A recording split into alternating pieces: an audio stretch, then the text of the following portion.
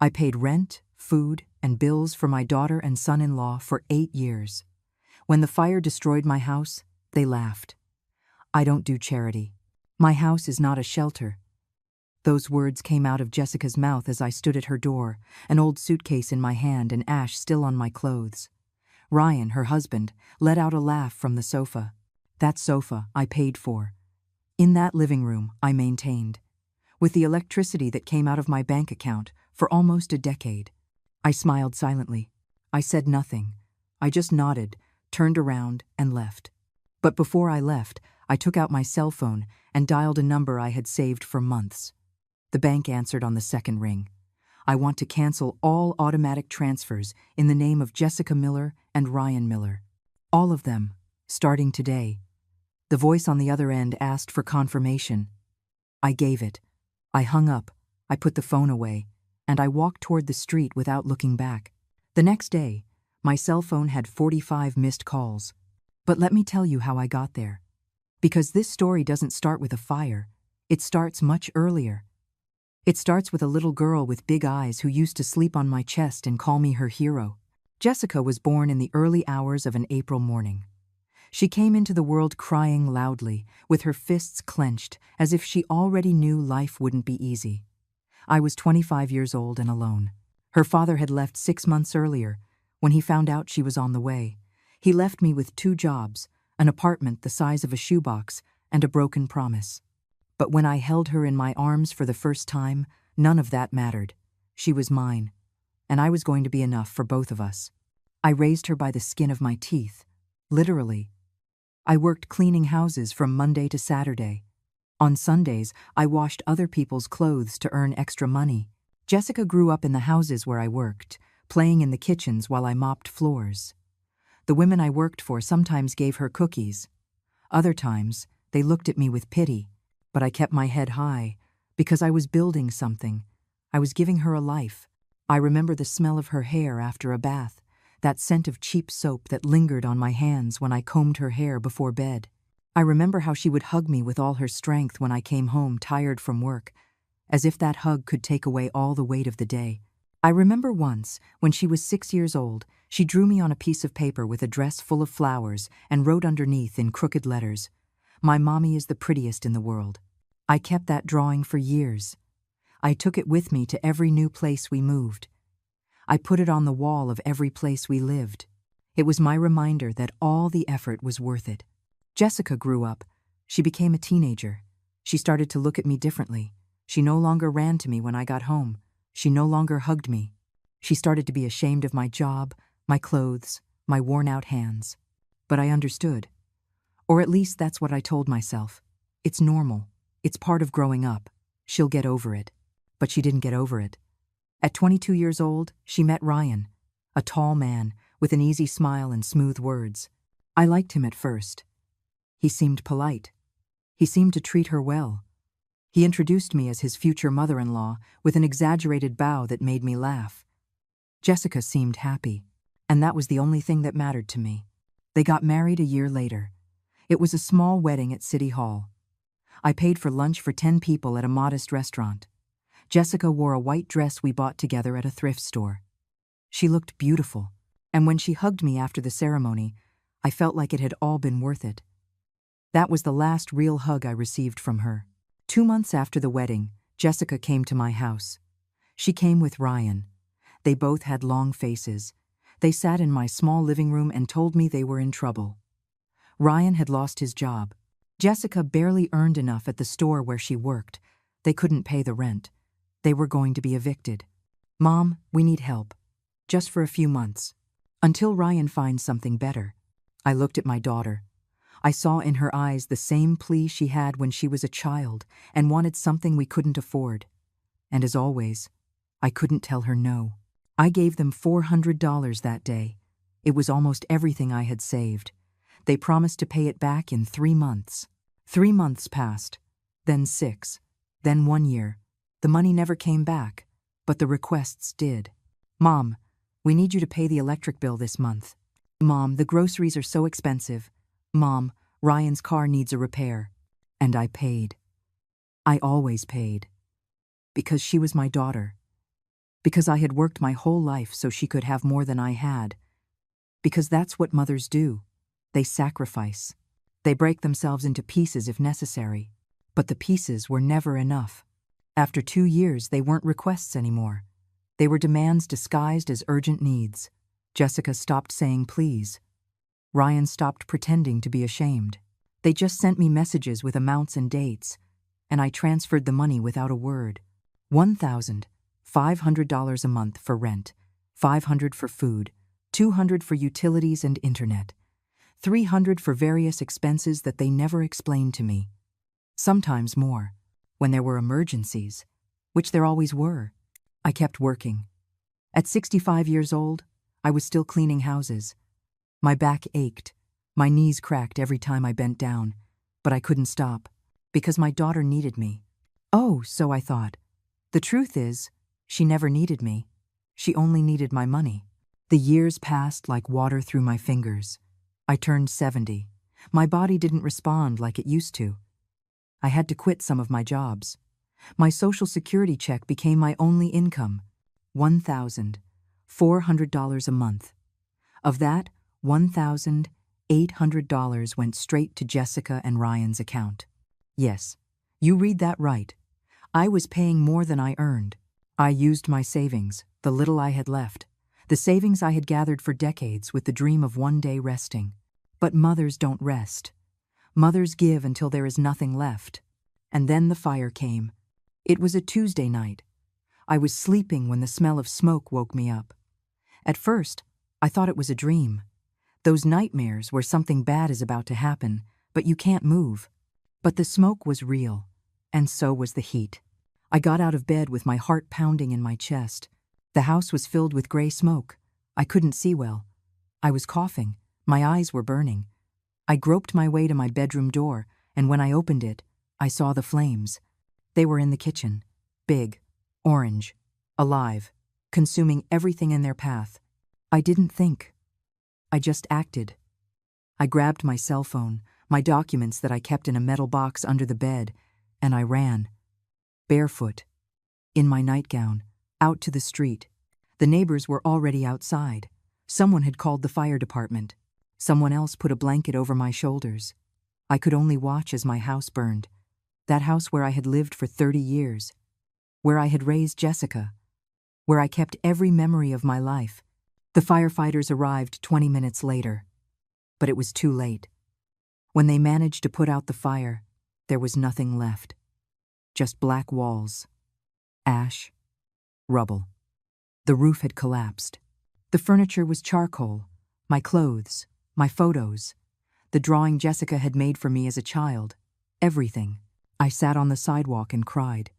I cried like I hadn't cried in years. Because it wasn't just a house. It was my entire life turned to smoke. A man lent me some clothes. He gave me hot tea. He told me I could stay as long as I needed. But I knew I couldn't impose. He had already done enough. The next morning, I called Jessica. My voice was trembling when I told her what had happened. I expected her to say something like, "Mom, come over here immediately." Or, "Don't worry, we're coming to get you." Or simply, "You're okay, that's all that matters." But what she said was, "What about the insurance?" I didn't have insurance, Jessica. I couldn't afford it. There was a long silence on the other end. Then a sigh. Then her voice, cold as ice. "Well, Mom, that's too bad. But we can't help you. We barely have enough for ourselves. Barely enough for them." Them. Living in a 2-bedroom apartment that I paid for.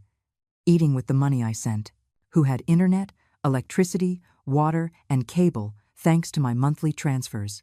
"Jessica, please. I just need a place to stay for a few days. Until I figure out what to do." I heard voices on the other end. Jessica talking to Ryan. I couldn't understand exactly what they were saying, but the tone was clear. They were arguing, and they were not in agreement about helping me. Then Jessica came back to the phone. "Mom, you can come if you want, but only for a few days. And you'll have to sleep on the sofa, because we don't have space." I accepted. I had no other choice. I gathered the few things the neighbor had lent me, thanked him 1,000 times, and took a bus to my daughter's apartment. The apartment I was keeping afloat. When I arrived, I knocked on the door with a heavy heart. Ryan opened it. He looked me up and down. He didn't say hello. He didn't ask how I was. He just stepped aside to let me pass. Jessica was in the kitchen. She didn't even turn around when I came in. "Leave your things there. And don't make a mess." I stood in the middle of the living room, with my small bag in my hand, with my tired body, with my life in pieces, and all I received was indifference. That night I slept on the sofa, but I didn't really sleep. I just closed my eyes and listened to the sounds of that house. Jessica and Ryan talking in their room, the television on until late, the refrigerator that I had helped buy. Everything reminded me of how much I had given, and how little I got back. The next morning, I got up early. I made coffee. I cleaned up a bit. I wanted to be useful. I wanted them to see I wasn't a burden. But when Jessica came out of her room and saw me in the kitchen, she frowned. "Mom, don't touch my things. I was just making coffee." "Well, I didn't ask you to." I bit my tongue. I poured myself a cup and sat on the sofa. Ryan came out later. He didn't even look at me. He grabbed a cup of coffee, poured himself some, and went back to the bedroom. 3 days went by like that. 3 days where I was invisible in the house I paid for. 3 days where every move I made seemed to bother them. 3 days where I swallowed my pain so as not to inconvenience them. On the 4th day, I gathered my courage. I was sitting in the living room when Jessica got home from work. I approached her carefully. "Jessica, honey, I need to talk to you." She dropped her purse on the table and looked at me with annoyance. "What is it now?" "I need to stay here a little longer, just until I find something. A room, a small place. I have nowhere to go." Jessica sighed. That sigh I already knew. That sigh that said, "You are a problem." "Mom, I already told you. We can't. Ryan and I need our space." "But, honey, I have nothing. I lost everything in the fire. I just need a little help." She stared at me, and what I saw in her eyes froze my blood. There was no compassion, no love, just annoyance. "Mom, you've always been like this, always expecting others to solve your problems." "My problems."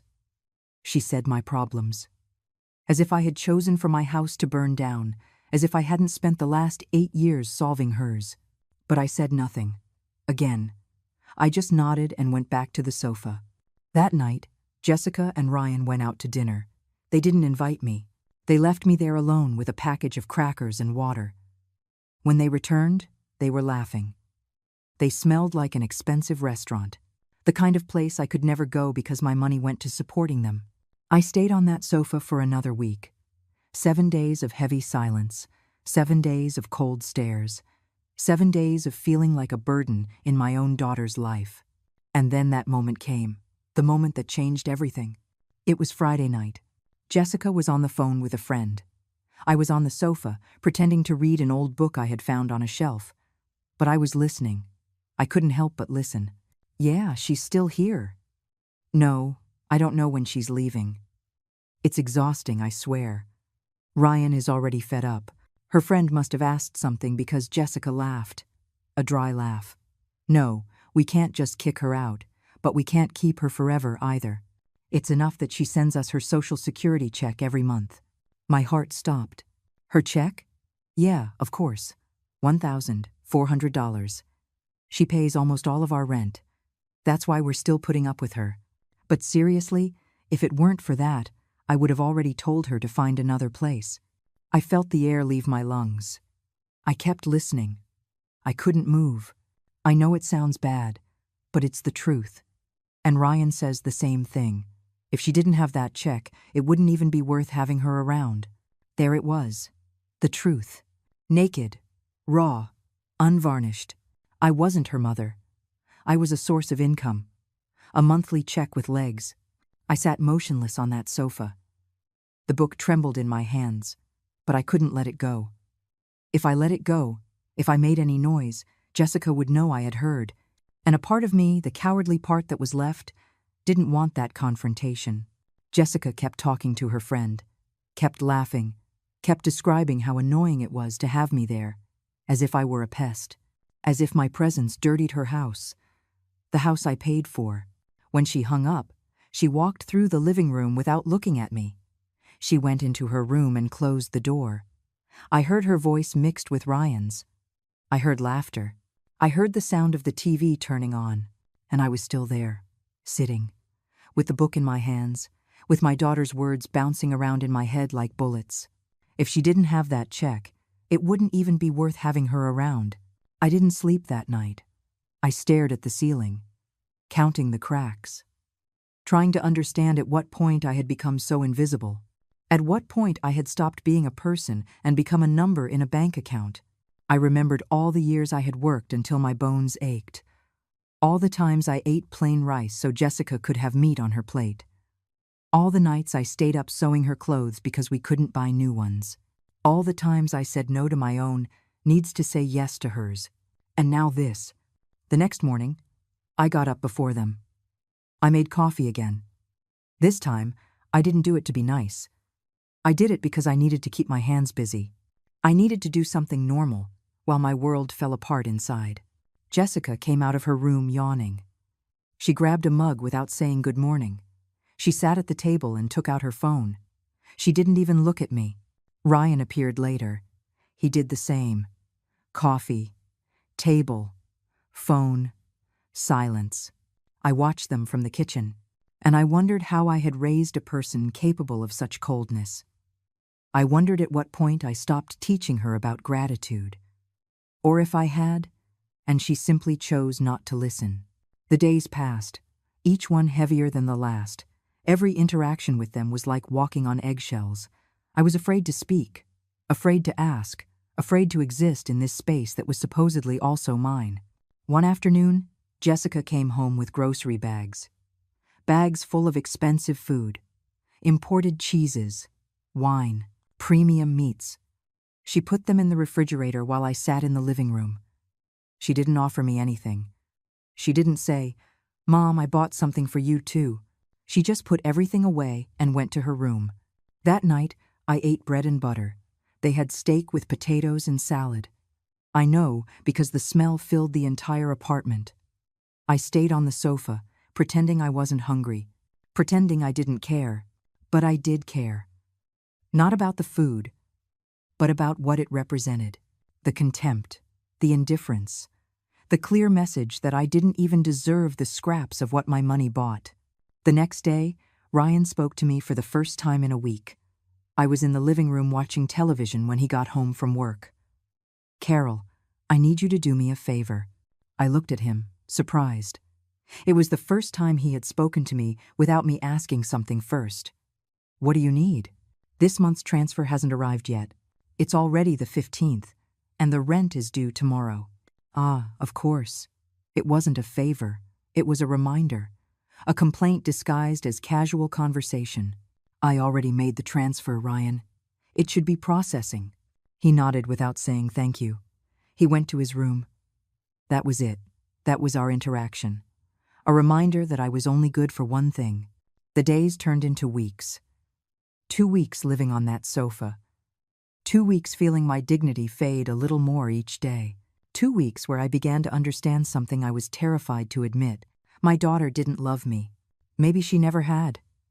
Or maybe she did once, when she was little. But that love died somewhere along the way. And what was left now was just convenience. Interest. A transactional relationship where I gave everything and she only received. One night, while they were sleeping, I got up from the sofa and walked through the apartment. I toured it slowly. I touched the walls I had helped paint when they moved in. I looked at the furniture I had paid for. The television, the microwave, the curtains. Every object in that house had my sweat, my effort, my sacrifice. And yet, I was the intruder. I reached their room. The door was slightly open. I could see their sleeping silhouettes. Jessica with her back to Ryan, him snoring softly. They looked peaceful, comfortable, without a care in the world. Why would they have cares? Mom pays for everything. I went back to the sofa. I sat in the dark. And for the first time in a long time, I felt something different. It wasn't sadness. It wasn't pain. It was rage. A cold, silent rage. growing like a slow fire in my chest. I deserve more than this. The sentence appeared in my mind with such clarity that I almost said it out loud. I deserve more than to be treated like a check. I deserve more than sleeping on a sofa in the house I maintain. I deserve more than crumbs of respect. And then, something clicked. I didn't have to stay. I didn't have to keep submitting to this. Yes, I had lost my house. Yes, I was in a difficult situation. But that didn't mean I had to accept humiliation. It didn't mean I had to beg for love from someone who clearly had none to give. I stood up. I went to the kitchen. I opened my cell phone.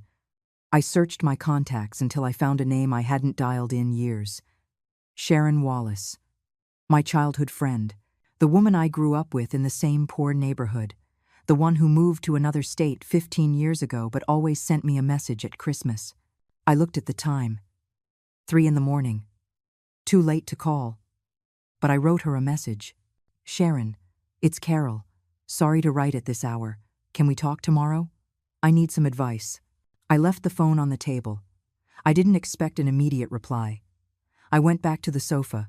I closed my eyes. And for the first time in weeks, I felt something like hope. The next morning, my phone had 3 messages from Sharon. Carol. Of course. Call me when you can. I'm here. I called her. I told her everything. The fire, Jessica's indifference, the words I heard, how I felt. I cried while I talked. And she listened. She didn't interrupt. She didn't judge. She just listened. When I finished, there was a silence. Then her voice, firm and clear. Carol, get out of there. Today. Come to my house. I have space. You can stay as long as you need. No conditions, no pressure. You're my friend. And friends don't abandon each other. But Sharon, I don't want to be a burden. You are not a burden. You are a woman who needs help. And I'm going to give it to you. Pack what little you have and come. I hung up with tears in my eyes. But this time, they weren't tears of sadness. They were of relief. Jessica and Ryan had gone to work. I had the house to myself. I went to the sofa. I gathered my things. I didn't have much. A change of clothes, my documents, my cell phone. That was it. But before I left, I did one more thing. I sat at the table. I took out a piece of paper I found in a drawer, and I wrote a note. Jessica, I'm leaving. Not because you're kicking me out, but because I've understood that I don't have to stay where I'm not wanted. Thank you for making it clear what I'm really worth to you. I signed my name. I left the note on the table. And I walked out of that apartment with my head held high. The bus ride to Sharon's house took 3 hours. 3 hours looking out the window. 3 hours thinking about everything I had left behind.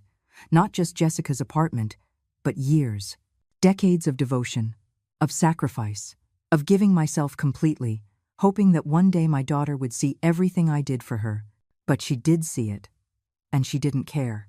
Sharon lived in a small town on the outskirts of the city, a quiet area with unpaved roads and simple houses. When I arrived, she was waiting for me at the door. She saw me get off the bus with my small bag and ran to me. She didn't say anything. She just hugged me. And in that hug, something broke inside me that I had been holding in for weeks. I cried on her shoulder. I cried like a child. I cried out everything I couldn't cry at Jessica's house, because there I didn't even have permission for that. Sharon held me until I had no more tears left.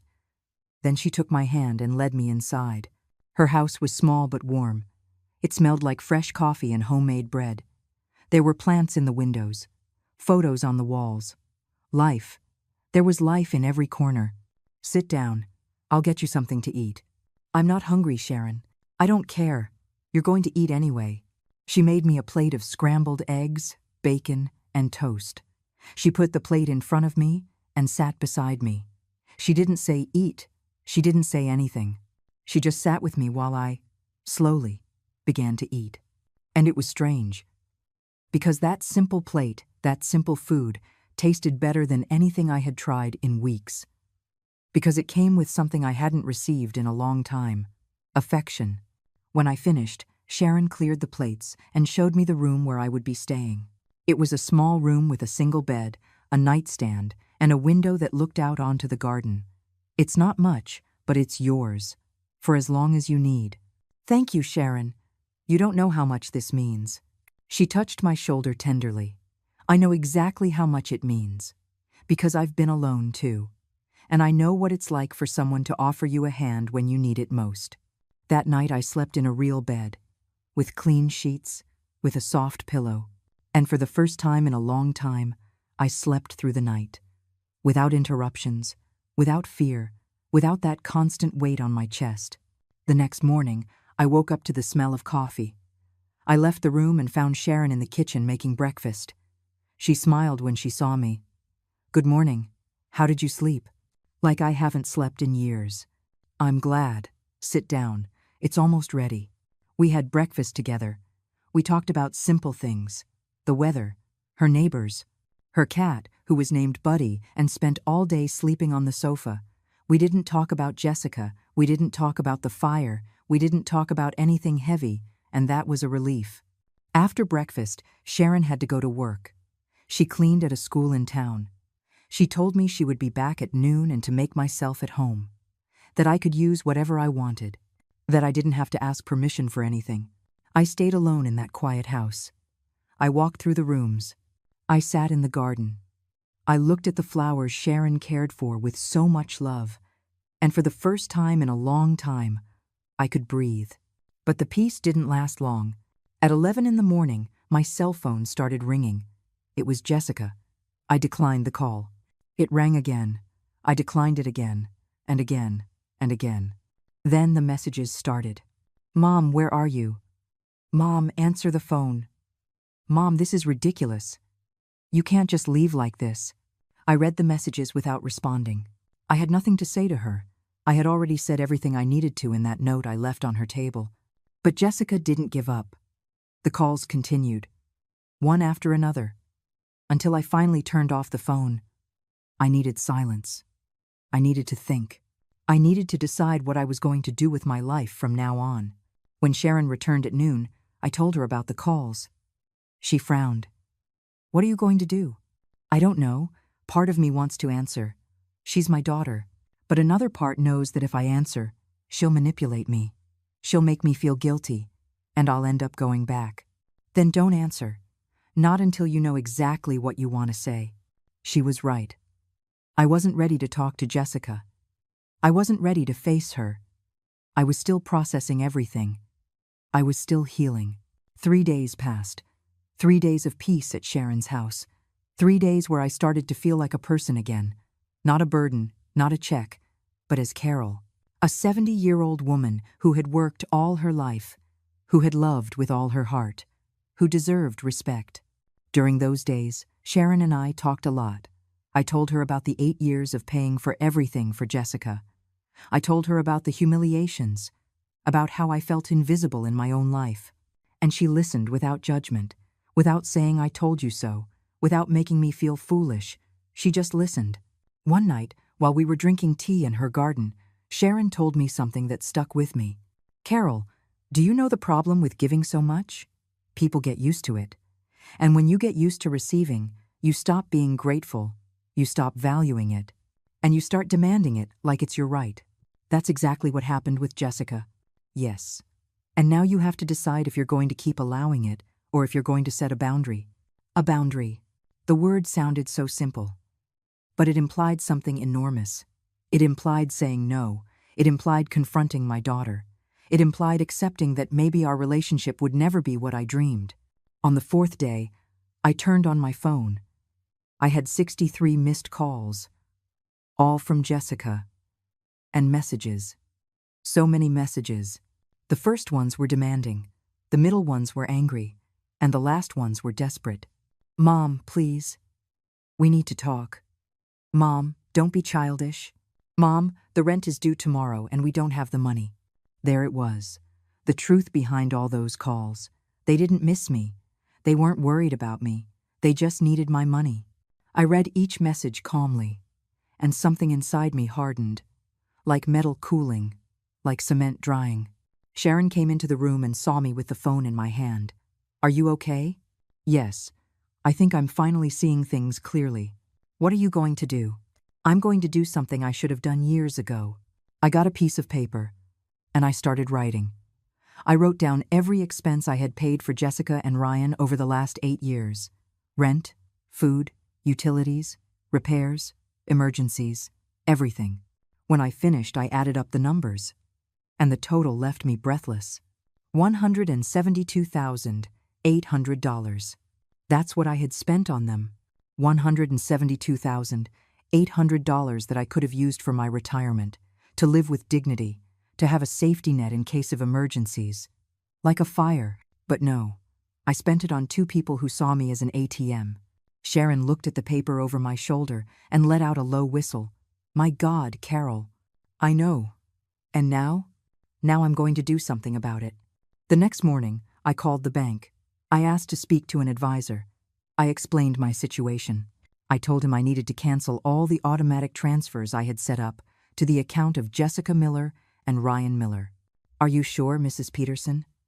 Once canceled, you would have to set them up again manually if you change your mind. I am completely sure. Cancel all of them. Today. Very well. It's noted. The transfers are canceled as of this moment. I hung up the phone, and I sat in silence. I didn't feel guilt. I didn't feel doubt. I just felt relief. Sharon put a hand on my shoulder. How do you feel? Free. 2 days passed after I canceled the transfers. 2 days of a strange calm, like the silence before the storm. I knew what was coming. I knew that at any moment Jessica would realize. And I knew that when she did, everything would explode. But this time, I was ready. Sharon was with me through it all. In the mornings, we had breakfast together. In the afternoons, we walked through the town. In the evenings, we sat in her garden drinking tea and talking about life. She didn't pressure me. She didn't ask what I was going to do next. She was just there, present, steadfast. And that meant more than words could say. On the 3rd day, the storm hit. It was 8 in the morning. I was helping Sharon water the plants when my cell phone started ringing. I looked at the screen. Jessica. I declined the call. It rang again immediately. I declined it again. Then the messages started. One after another. The phone wouldn't stop vibrating. Mom, what did you do? Mom, the transfer didn't arrive. Mom, I called the bank, and they said you canceled everything. Mom, answer the damn phone. I read each message with a calmness that surprised me. I didn't feel the impulse to respond. I didn't feel panic. I didn't feel guilt.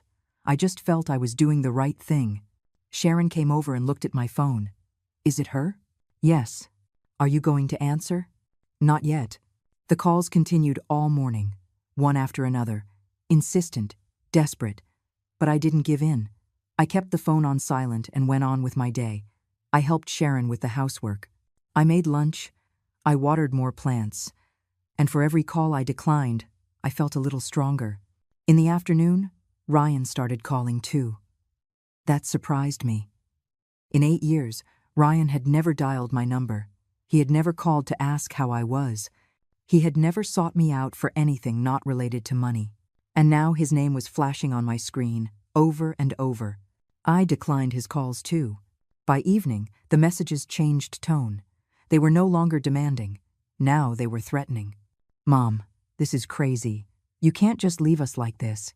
Mom, you're going to put us on the street. Is that what you want? Mom, if you don't help us, we're going to lose the apartment. I read those words, and something inside me broke. But not from sadness. From rage. We're going to lose the apartment. As if it were their apartment. As if they had paid for it. As if I hadn't been the one holding that roof over their heads for 8 full years. And now that I had no roof, they had laughed. That night, while I was having dinner with Sharon, I finally spoke. You know what hurts the most, Sharon? It's not that they used me. It's not that they disrespected me. It's that when I lost everything, when my house burned down and I had nothing left, they didn't lift a finger. They laughed at me. They treated me like trash. And now that they're in trouble, they expect me to save them again. Sharon put down her fork and looked me straight in the eye. And are you going to save them? No. I'm glad to hear that. Because you deserve to be saved, too. and no one is going to do it if you don't put yourself first. She was right. All my life I had put others first, especially Jessica. Always her needs, always her well-being, and I was left at the end, always at the end. But not anymore. That night, before bed, I wrote something on a piece of paper, a sentence I needed to see, a sentence I needed to remember. I don't need permission to start over. I taped it to the wall next to my bed, and every time I looked at it, I felt something inside me grow stronger. On the fourth day, the calls kept coming. But now there was something else. Jessica had started leaving me voicemails. I didn't listen to all of them, just the first few. And it was enough. Mom, please. We're desperate. The landlord gave us 3 days to pay or he's kicking us out. We don't have anyone else. Only you. Please, Mom. Don't do this to us. Don't do this to us. As if I were the villain. As if I were the one who had created this problem. As if 8 years of their irresponsibility were my fault. Sharon came into the room and found me sitting on the bed with the phone in my hand. What's wrong? Jessica says they're going to be evicted. And does that make you want to help them? No. But it makes me feel like a bad mother. Sharon sat next to me. Carol, listen to me carefully.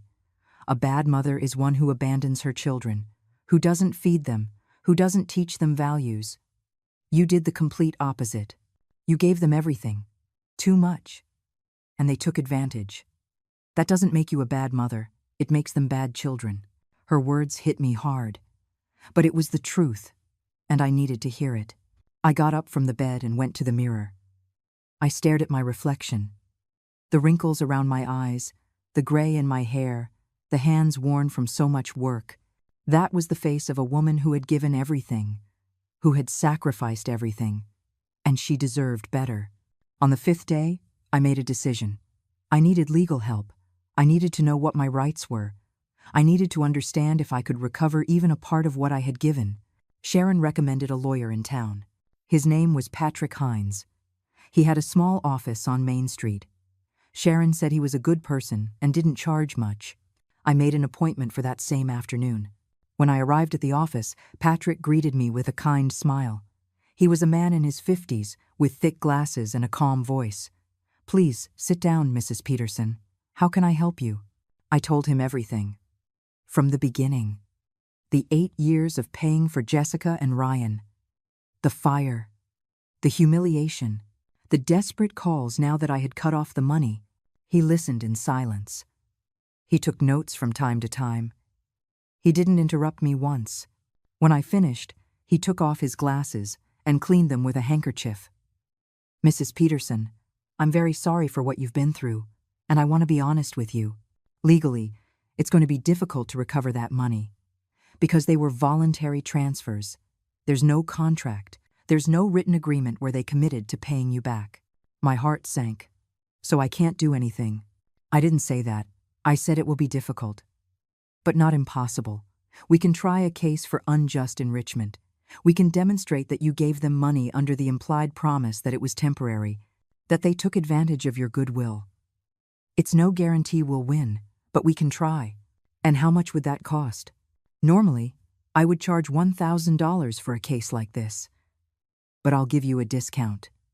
$500. And if we don't win, you don't owe me anything more. I looked at my hands. $500 was a lot of money for me, but it was also my dignity. It was my right to fight. Okay, let's do it. Patrick smiled. Very well. I'm going to need you to bring me all the proof of transfers you have. Bank statements, text messages where they asked you for money. Any evidence that shows the pattern of abuse. I have them. I keep everything. Perfect. Then let's begin. I left that office with something I hadn't felt in weeks. Hope. Not hope of getting the money back. That was secondary. But hope that finally, someone was taking me seriously. Someone was telling me that what they did to me was wrong, and that I had a right to fight. That night, while having dinner with Sharon, I told her about the lawyer. I'm glad you took that step. Me too. But you know what's strangest, Sharon? I'm not doing this for the money anymore. I'm doing it for me. To prove to myself that I'm worth something, that I deserve respect. You've always deserved it, Carol. It's just that now you're finally seeing it. That night, I wrote another sentence on a piece of paper and taped it next to the first one. The day is coming when they will stop underestimating me. And for the first time in a long time, I believed it. On the 6th day after canceling the transfers, my cell phone had 45 missed calls, all from Jessica, some from Ryan, and 3 from unknown numbers that I later found out were their friends, trying to contact me. 45 calls. As if persistence could force me to give in. As if phone harassment could break my determination.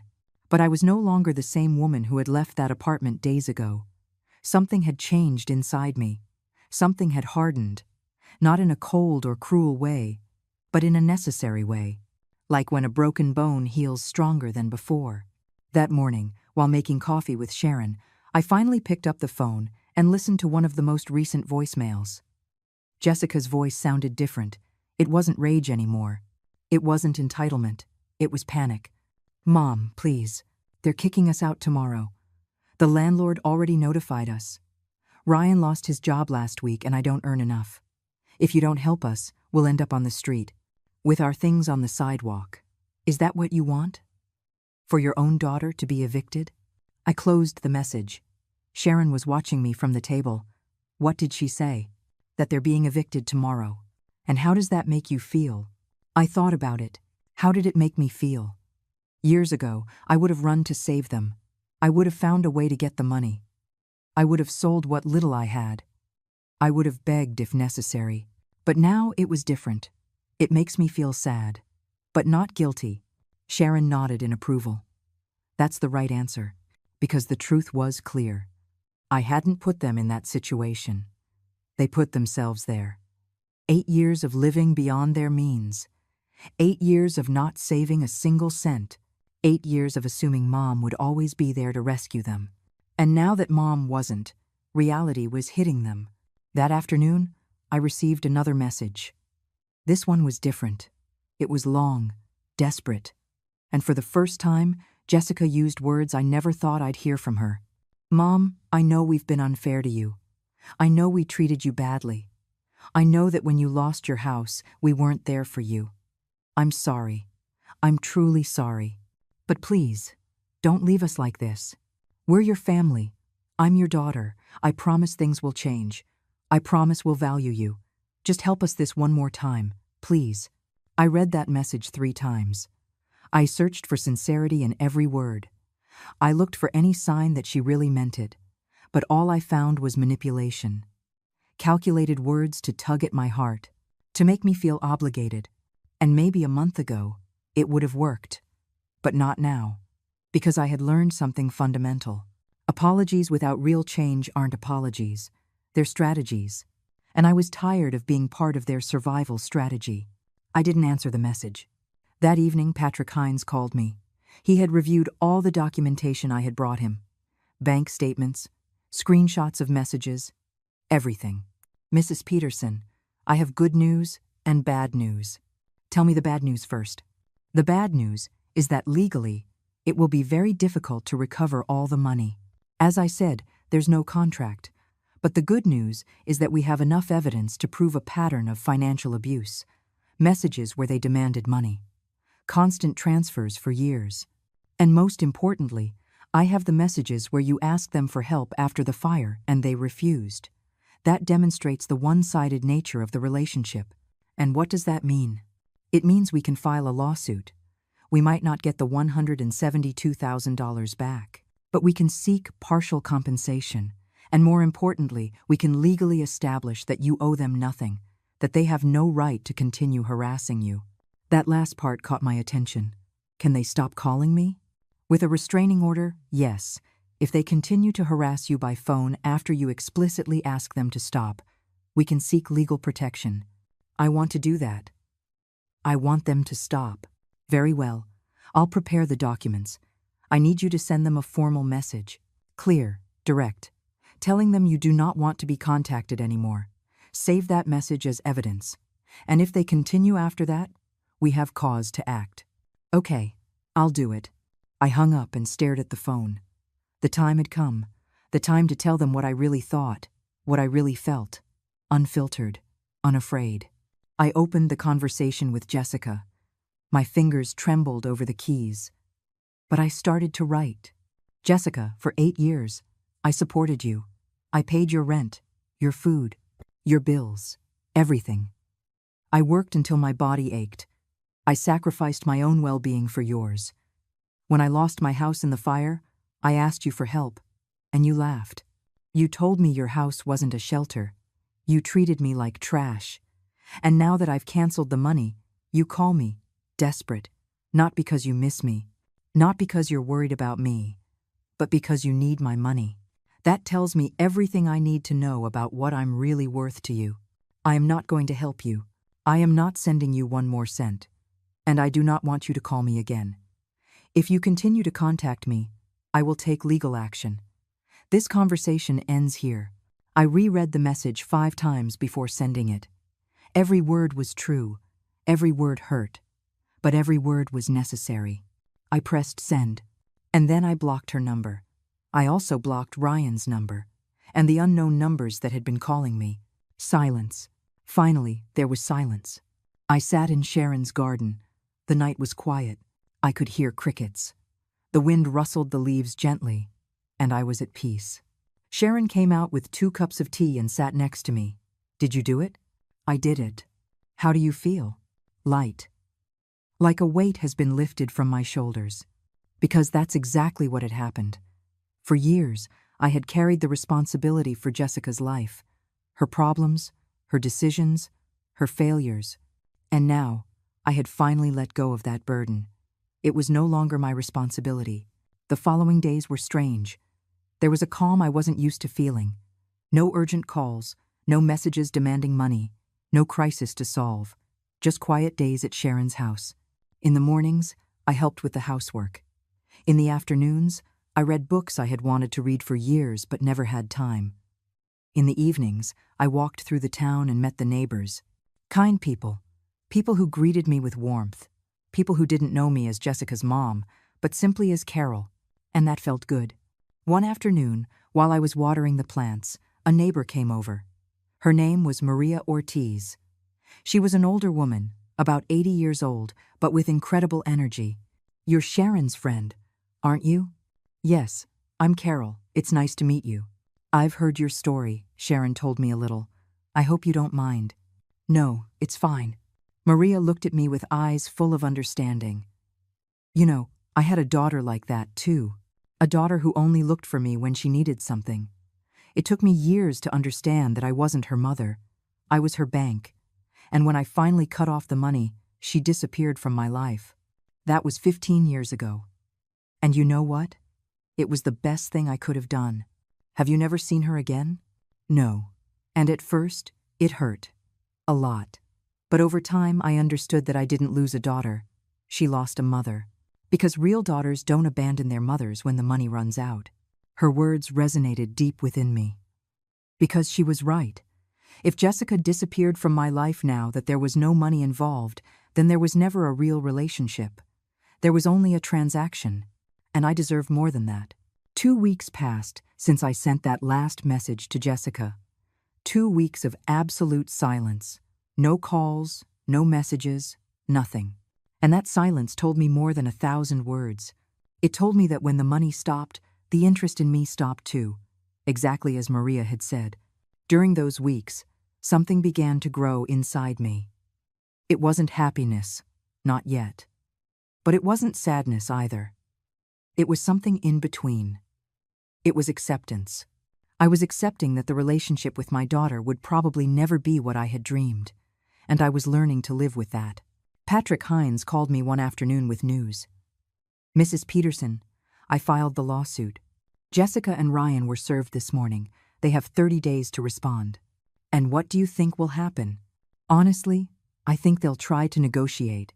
They'll try to reach a settlement out of court, because if this goes to trial, everything will be exposed. And I doubt they want that.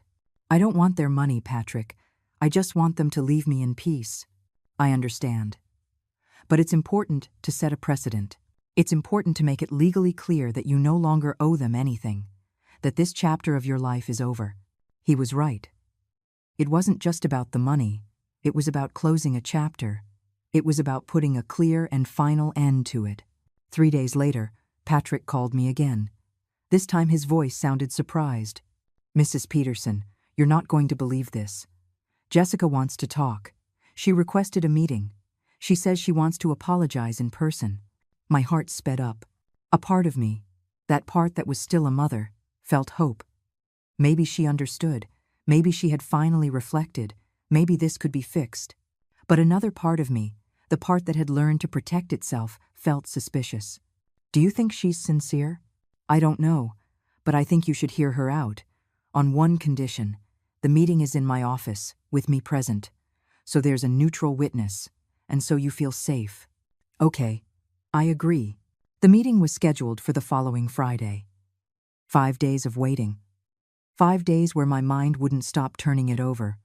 What would Jessica say? Would it be a real apology or manipulation? Could we really reconcile? Sharon stayed with me during those anxious days. She constantly reminded me to stay calm, not to let my emotions cloud my judgment, to remember everything that had happened. And I tried. I tried to keep a clear head, but it was difficult. Because at the end of the day, she was still my daughter. Friday arrived. I dressed with care, a simple but dignified dress. I combed my hair. I looked in the mirror, and I told myself, no matter what happens today, I will not let them disrespect me again. Sharon drove me to Patrick's office. We arrived 10 minutes early. Patrick greeted me with a reassuring smile. "Everything is ready. They should be here any moment. Remember, you don't have to say anything you don't want to. You don't have to commit to anything. This meeting is just to hear what they have to say." "Thank you, Patrick." We sat down to wait. Sharon took my hand, and at that moment, the door opened. Jessica entered first. She looked different, thinner, deep dark circles under her eyes, her hair unkempt. Behind her came Ryan. He also looked haggard, tired. They looked at me. I looked at them, and for a moment, no one said anything. Patrick broke the silence. "Well, we're all here. Jessica, you said you wanted to talk to your mother. Go ahead." Jessica cleared her throat. Her eyes were red, as if she had been crying, or as if she hadn't slept in days. "Mom, thank you for agreeing to see us." Her voice was soft, almost submissive, nothing like the tone she used to use with me. "I came because I need to tell you something. I need you to know that I'm sorry. I'm so sorry for how I treated you. I'm sorry I didn't help you when you lost your house. I'm sorry." I laughed. "I'm sorry I said those horrible things." She paused. Tears began to fall down her cheeks. "Mom, I was wrong. I was completely wrong. I didn't value everything you did for us. I didn't value your sacrifice. And now that everything has fallen apart, I understand what we lost. We didn't lose your money. We lost you." Her words sounded sincere, but I had learned not to trust words alone. "Go on." Jessica took a deep breath. "We were evicted, Mom. We lost the apartment. We had to sell almost everything to pay debts. Now we're living in a rented room. We're both working whatever jobs we can to survive. And every day, I understand more. How hard it must have been for you to work so much for us. And how little we gave you in return." Ryan, who had been silent until now, also spoke. "Mrs. Peterson, I also want to apologize. I was a freeloader, ungrateful. You helped us for years, and I never once said thank you. I never respected you, and I regret it." I listened without interrupting. I watched their expressions. I looked for signs of sincerity. And what I saw was real suffering. They looked broken, defeated, but that didn't erase what they had done to me. When they finished speaking, there was silence. Everyone was looking at me, waiting for my response. Even Sharon, even Patrick. I took a deep breath, and I spoke. "Jessica, for 8 years, I gave you everything I had, not just money. I gave you my time, my energy, my love. And you took it like it was your right. As if I owed you something for being your mother. When I lost my house and asked you for help, you laughed in my face. You told me your house wasn't a shelter. And those words, they killed me inside. Because in that moment, I understood that I wasn't your mother. I was your source of income. Jessica was sobbing, but I continued. Now you come here with tears, with apologies. And maybe they're sincere. Maybe you really do regret it. But you know what, Jessica? It's not enough. Because regret that's born from suffering isn't true regret. It's just desperation. If you were both financially fine right now, would you be here? Would you be apologizing? Jessica opened her mouth to answer, but no words came out. Exactly. I don't know. And neither do you. That's why I can't accept your apology. Not yet, because I need to see real change. Not pretty words. Change. Ryan leaned forward. What do you need from us, Mrs. Peterson? Tell us what to do, and we'll do it. I looked him straight in the eye. What I need is for you to leave me in peace, for you to never ask me for money again, for you to understand that that chapter is over. I am no longer your safety net. You are adults, and it's time you lived like adults, with your own consequences, with your own responsibilities. Jessica wiped her tears. Mom, I understand. I promise. We won't ask you for anything ever again. We just want you back in our lives, for us to be a family again. Family. That word that used to mean everything to me now sounded hollow. Jessica, family isn't built on words alone. It's built with actions, with respect, with real love. And you both showed me you had none of that to give. So now, I need time. I need to see that your actions back up your words. I need to see that you can live without my money and still want me in your lives. How much time? I don't know. As long as it takes. Patrick intervened. I believe this is a good time to discuss the legal terms. Jessica, Ryan, Mrs. Peterson is not going to withdraw the lawsuit just yet, but she is willing to pause it for 6 months. If, during those 6 months, you demonstrate real change, consistent respect, and do not ask her for money again, then we can talk about closing the case. Do you agree? Jessica and Ryan looked at each other. Then they nodded. We agree. Very well. I'll prepare the document. The meeting ended shortly after. Jessica tried to hug me before she left, but I gently stepped back. No, Jessica, not yet. She nodded sadly and left with Ryan. When the door closed, I sat there processing everything. Sharon put a hand on my shoulder. I'm proud of you. Did I do the right thing? You did what your heart needed to do, and that is always the right thing. I left that office with mixed feelings. On one hand, I had managed to set clear boundaries. I had held my ground. I had said everything I needed to say. But on the other hand, seeing Jessica like that, broken and repentant, hurt, because no matter how much damage she had done, she was still my daughter. Sharon and I walked in silence back to her house. She respected my need to process. She didn't ask questions. She didn't offer unsolicited advice. She just walked beside me. When we arrived, she made tea, as she always did in important moments. We sat in the garden, and I finally spoke. I don't know if I'm being too harsh. Sharon took a sip of her tea before answering. Carol, for 8 years, you were too soft. You let them walk all over you. You let them use you. You let your kindness become a weakness. Now you are finally being firm. And that's not being harsh. That's being fair. But she looked so broken. Suffering is sometimes the only teacher some people understand. Jessica needed to hit rock bottom to wake up. And maybe, just maybe, this is the best thing that could have happened to her. I thought about her words all night. And the more I thought, the more sense it made. I hadn't caused Jessica's suffering. She caused it herself with her decisions, with her irresponsibility, with her lack of gratitude. I had only stopped allowing her to drag me down with her. The following days were an emotional adjustment. There were moments when I felt strong and sure of my decision, and there were moments when doubt ate at me. In those moments, I reread the sentences I had written and taped to my wall. I deserve more than this. I don't need permission to start over. The day is coming when they will stop underestimating me. And I added a new one. I didn't come for revenge. I came to take back what belongs to me, because that's exactly what I was doing. I wasn't looking for revenge. I wasn't trying to destroy Jessica. I was just taking back my dignity, my peace, my life. A month after the meeting, I received a message from Jessica. It was brief. Mom, I got a second job. We're not behind on rent anymore. I just wanted you to know. I'm not asking for anything.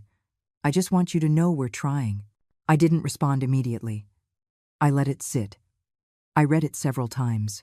I looked for signs of manipulation, but I only found a simple report, an attempt to show she was following through. 2 weeks later, another message. Mom, today is your birthday. I know you probably don't want to talk to me yet, but I wanted to wish you a happy birthday. I love you. That surprised me. Because she was right. It was my birthday.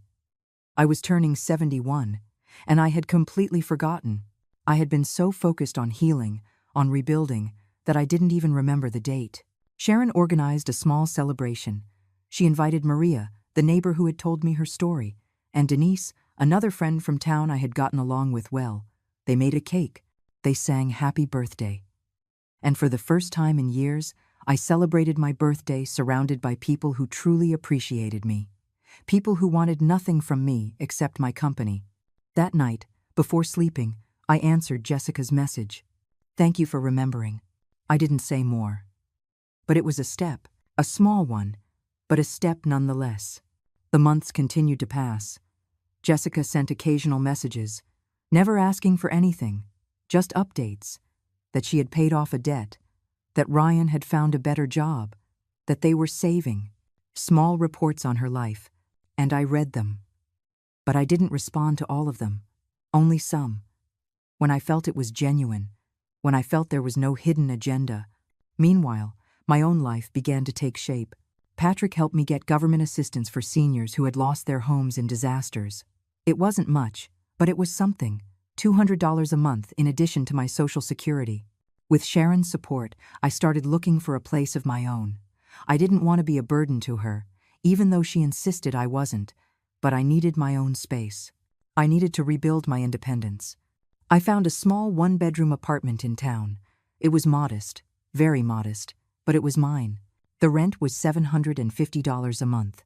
With my $1,400 Social Security check and the $200 from the support program, I could pay it and still have money left to live with dignity.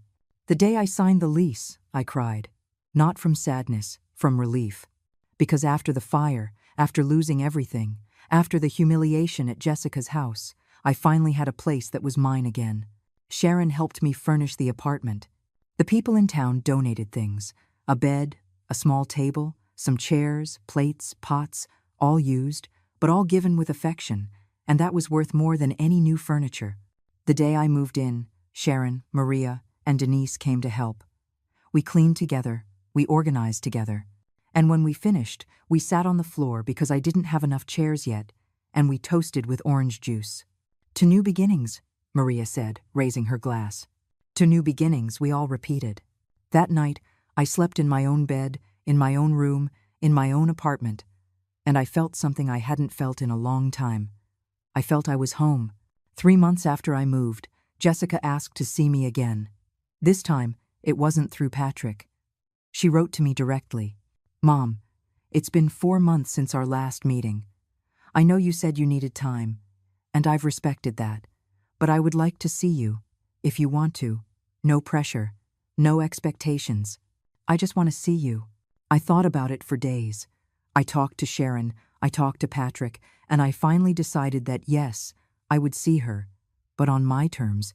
I replied, okay, you can come to my apartment on Sunday, at 3 in the afternoon, just you, not Ryan yet. She accepted immediately. Sunday arrived. I cleaned my small apartment. I made coffee, and I waited. My heart was beating fast, nervous, anxious. Afraid this was a mistake. At 3 o'clock sharp, there was a knock on the door. I opened it, and there was Jessica. She looked better than the last time, more rested. But she still carried the marks of what had happened in her eyes. Hi, Mom. Hi, Jessica. Come in. She entered slowly. She looked around. She saw my small apartment, the donated furniture, the simplicity of it all. It's nice, Mom. It's enough. We sat down. I served coffee, and for a moment there was just uncomfortable silence. Finally, Jessica spoke. Mom, I came because I want you to know that I've been thinking a lot. About everything. About how I treated you. About what I lost. And I understand now that I didn't just lose your money. I lost something much more valuable. I lost your trust, your respect, and maybe your love. My love was never lost, Jessica. It was hurt. It was buried under a lot of pain, but it was never lost. Tears began to fall down her face. Do you think we can ever fix this? Do you think you can ever forgive me? I looked at her steadily, and I gave her the most honest answer I could. I don't know, Jessica. Forgiveness isn't something that's given overnight. It's built, with time, with consistent actions, with real change. You've taken some steps, but it's still very soon. I understand, but I want you to know that I'm not going to give up. I'm going to keep showing you that I've changed, even if it takes me years. That's what I need to hear. Not empty promises, but real commitment. We talked for 2 hours. It was awkward at times, painful at others, but it was honest. I told her how I had felt during those 8 years, and she listened without defending herself. Without making excuses, she just listened. When she left, she gave me a timid hug. And this time, I didn't pull away. It was a brief hug. Fragile. Like something being rebuilt after being broken. But it was a start. 6 months passed since that first visit from Jessica to my apartment. 6 months where, slowly, with small and careful steps, we began to rebuild something. It wasn't the relationship we had before. That relationship was dead and buried. This was something new, something different, something more honest. Jessica came to visit me every 2 weeks. She always brought something small, a bag of bread, some flowers from the market, never expensive things, but things that showed she was thinking of me. And I appreciated it, not for the gesture itself, but for the intention behind it. On one of those visits, she told me that she and Ryan had started couples therapy, that they were working on their issues, on their relationship with money, on their behavioral patterns. She also told me that Ryan wanted to apologize to me personally, but that he understood if I wasn't ready. Not yet, I told her, and she accepted it without pushing. During those months, my own life continued to transform. I got a small job cleaning the town library twice a week. It wasn't much, $50 weekly, but it kept me active. It gave me purpose, and it allowed me to save a little each month. For the first time in years, I had savings. Not much. $200 saved in a coffee can in my kitchen, but they were mine. No one asked me for them.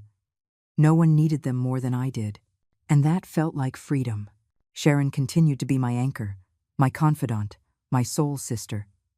We had dinner together at least 3 times a week, and at those dinners, we talked about everything, about life, about our dreams, about our regrets. One night, I told her something I had been thinking. Sharon, I think I needed all of this to happen. Why do you say that? Because if I hadn't lost my house, if Jessica hadn't rejected me, if I hadn't hit rock bottom, I never would have found my strength. I never would have learned to put myself first. I never would have understood my own worth. Sharon smiled that wise smile that only comes with years. Sometimes the worst things that happen to us are the ones that teach us the most. She was right. This year had been the most painful of my life, but also the most transformative. The day the 6 months were up from the meeting in Patrick's office, he called me. Mrs. Peterson, the deadline has passed. We need to decide what to do with the lawsuit. Do you want to proceed or do you want to close the case? I thought about it carefully. Jessica had kept her word. She hadn't asked me for money once. She had worked. She had changed. She had shown with actions, not just words. I want to close the case, Patrick. Are you sure? I'm sure. Not because I've forgotten what happened, but because I no longer need a judge to tell me I was right. I know I was right. And that's enough for me. Very well. I'll process the closure. And Mrs. Peterson, I want you to know I'm proud of you. You've handled this with admirable dignity. Thank you, Patrick, for everything. When I told Jessica I had closed the case, she cried. Not from relief, but from gratitude. Thank you, Mom. I promise you won't regret this. We'll see, I said, because I had learned not to hold on to promises, only to observe actions. Time kept passing. My life settled into a quiet routine. Work at the library, visits from Jessica, dinners with Sharon, walks through town, books at night, peace. One afternoon, almost a year after the fire, I was watering the plants on my small balcony when I had a revelation.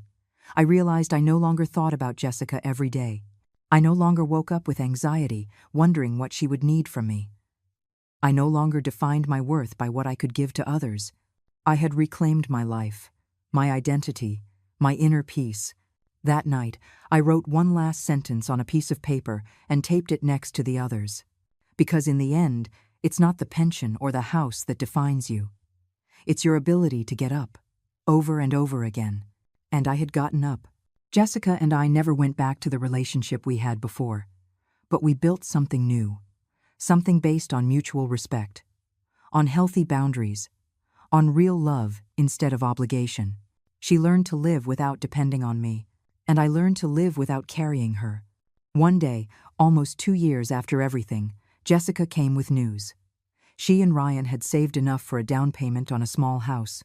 A real house. Their own.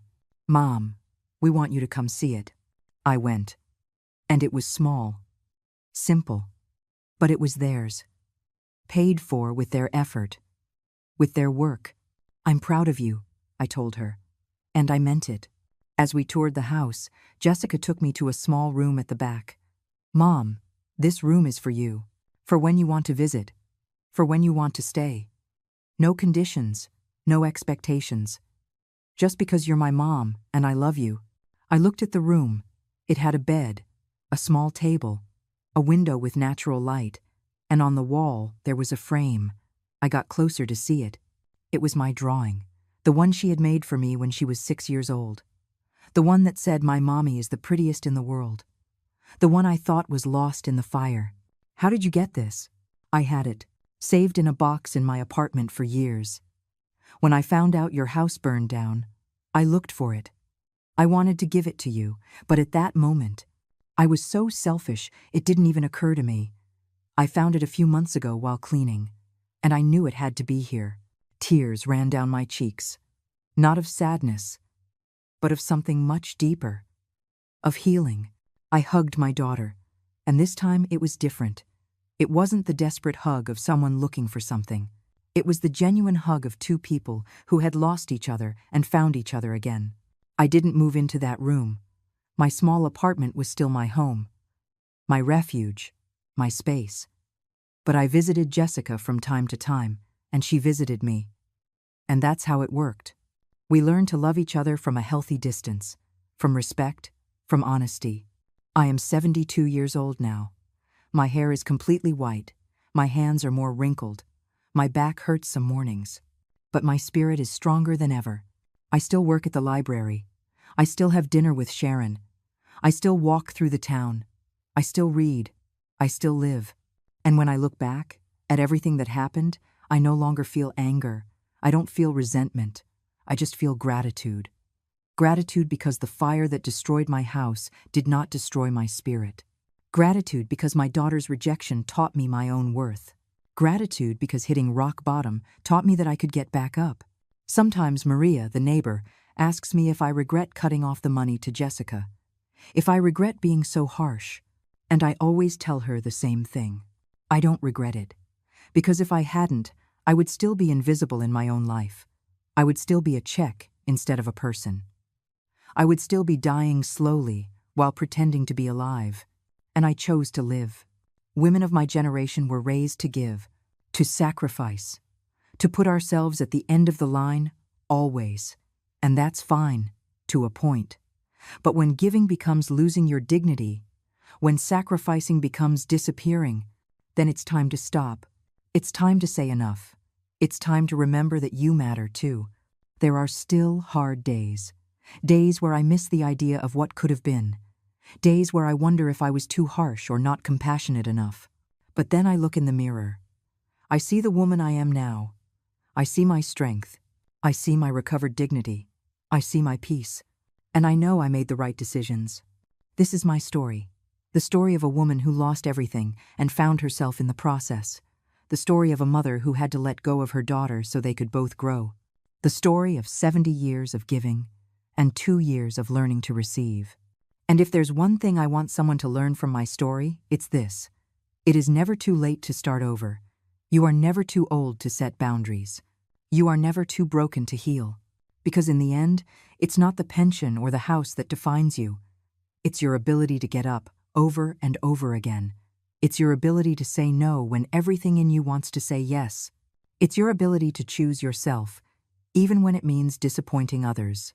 And I chose myself. And it was the best decision I could have ever made.